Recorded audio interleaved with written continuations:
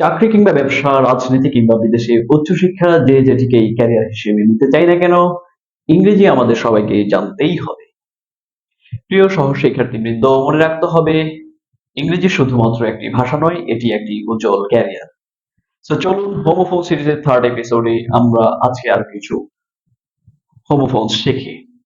প্রথমে আমরা শিখবো কোনো কিছু আমরা যখন লিখি, রিসার্চ পেপার কিংবা অ্যাসাইনমেন্ট, নানা ধরনের একাডেমিক পেপারস, সেখানে একটা ব্যাপার থাকে উল্লেখ করা, মেনশন করা। এই জিনিসটাকে আমরা যখন ইংরেজিতে লিখবো এই ওয়ার্ডটার, তখন আমরা বলবো সাইট, CITE, সাইট। সাইট মানে হচ্ছে মেনশন করা কিংবা উল্লেখ করা। আবার যখন আমরা কোনো স্থান বোঝাবো, লোকেশন, সেটাকে আমরা ইংরেজিতে একই রকমের শুনতে লাগে এরকম ওয়ার্ড হচ্ছে সাইট।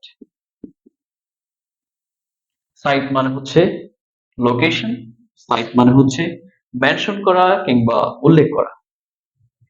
আবার আমরা যদি কখনো দৃষ্টি বোঝাই, ভিশন যেটাকে বলা হয়, সেটার সময়ও কিন্তু এরকমই একটি ওয়ার্ড ইউজ হয়। সেটার স্পেলিংটা আবার হচ্ছে এরকম, সাইট, SIGHT, সাইট। সাইট মানে হচ্ছে দৃষ্টি কিংবা ভিশন। একইভাবে সাইট মানে আমরা অলরেডি জেনেছি, যেটা দিয়ে আসলে বোঝায় লোকেশন। তো শুনতে একই লাগে, সাইট সাইট, এটার মানে হচ্ছে ভিশন, এটার মানে হচ্ছে লোকেশন কিংবা কোনো স্থান। আরেকটা জিনিস, কোনো কিছু টুকরা বোঝাতে আমরা ইউজ করে থাকি পিস। একই রকমের আরেকটা ওয়ার্ড, যেটা বাংলা হচ্ছে শান্তি, শুনতে একই লাগে, সেটাকে বলা হয় পিস। এই পিস মানে হচ্ছে টুকরা, এই পিস মানে হচ্ছে শান্তি। এরপর আমরা যখন কোনো কিছু একক বোঝাই, অনলি বোঝাই, সেটাকে বলা হয় সোল। এই জিনিসটি নর্মালি আমরা বিভিন্ন ধরনের দোকানপাট ব্যবসার ক্ষেত্রে দেখে থাকেন।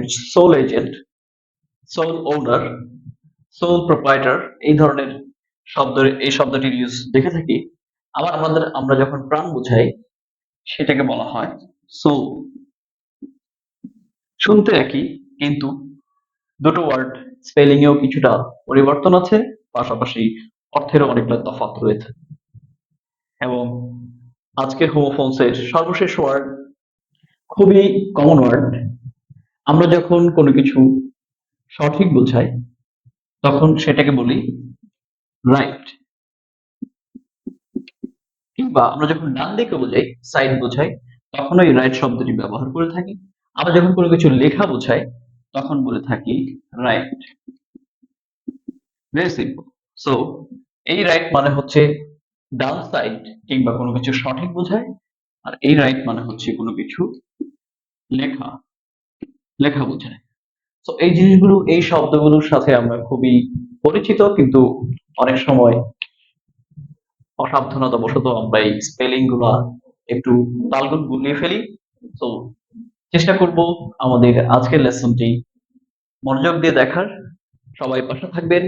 দেখা হবে পরবর্তী কোনো এপিসোডে। Thank you.